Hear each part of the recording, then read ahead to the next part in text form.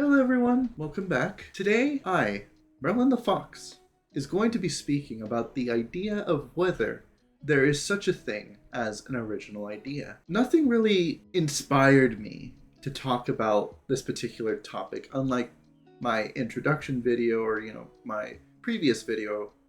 They had something to originate their idea from. But this time, no. I did not have some event or some situation occur that then sparked my curiosity to therefore make a video about it. This video is, I guess, technically my first original video, you could say? But then that begs the question of, is my newfound question of whether there is such a thing as an original idea, that has to be based on some other thing, some other conception, and that conception had to have given me the idea that there could be such a thing as a question of whether there is such a thing as an original idea or not an original idea. Because, okay, let's dive a little bit further into it. Who told you that a bed is a place where you sleep and get shut-eye? Did you learn that on your own? Or did somebody else tell you that, okay, a bed is where you sleep? A chair, it's a thing that you sit down on. Did somebody else tell you that that's what you use a chair for? Or did you come up with that idea on your own? How about a car? Or perhaps a store? Or a farm? Or a tree? Or the sky? Or the color blue? Or the color yellow? Or the concept of a cat and a dog, the concept of a pet, the concept of economic systems, of forms of government. Did you learn that on your own? Did you come up with the word democracy? Did you come up with the word authoritarianism? Did you come up with the word of dictatorship or democracy or corporatocracy or oligarchy? Did you invent those words? No. So somebody else told you what those words meant. Those ideas, those concepts, they don't originate from your own mind. They originate from somebody else. The classes that I took in college so far, they're all ideas from other people being embedded in my mind, in my brain, in a specific manner in the form of classroom instruction, and those ideas began to imprint into my brain. I didn't necessarily invent the concept of selective serotonin reuptake inhibitors.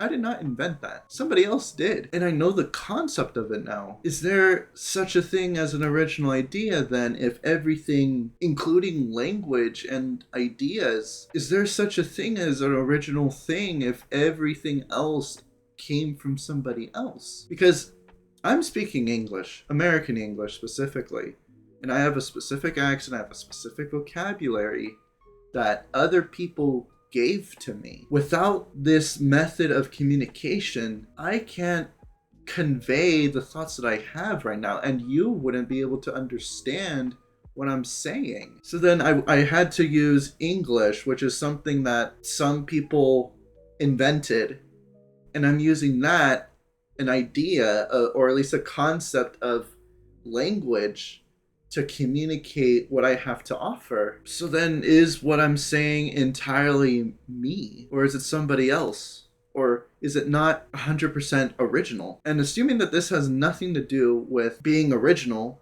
because, language, and I guess there's other arguments that could be made. I would, if I had perhaps discovered, teleportation. If I had discovered teleportation, I would need to have first understood the underlying science and physics behind the idea of teleportation. So I had to rely on other people's work to then produce something original. So, okay, if I were to invent teleportation, yes, this is an original thing of mine that I was the only person, at least, to have invented teleportation. But I had to rely on other people's research and experimentation, or perhaps even conduct some of my own using, findings from other research studies or something like that. So then, is my invention of teleportation 100% original, or is it not? And that is the question.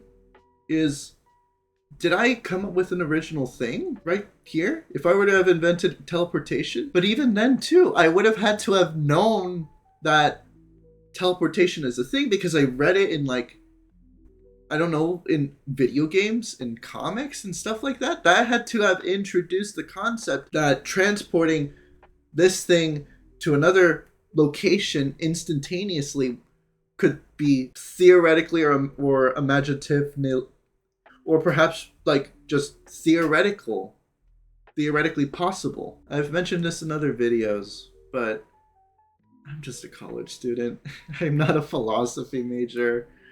I'm just a psych major. But that doesn't mean that I can't try and think about the world, you know? And my honest answer as to whether there's the possibility of an original idea or not, as with a lot of things that I am learning, I don't know if there's such a thing as an original idea. And heck, also too, meanwhile we're on the topic, is there such a thing, like with my teleporter idea? If I had to have invented teleportation, did I create teleportation? Or did I merely just discover it? Did I just so happen to just have understood how to have made it possible? And I guess what I'm trying to say here is, just like with the whole, okay, is there such a thing as an original idea? Is there such a thing as creation? Or is it just merely just a discovery? Okay, of course, we did not create gravity. That just existed. It was just a thing that we just so happened to have observed and then laid a foundation on what exactly the theory of gravity is, right? Isaac Newton and, you know, all that. But also then too, what about like AI? Did we create AI, or did we just merely discover AI? Or perhaps in society, or perhaps like, I guess, a field of discipline such as sociology. Did we merely just create the field of sociology, which is the study of society and all that stuff?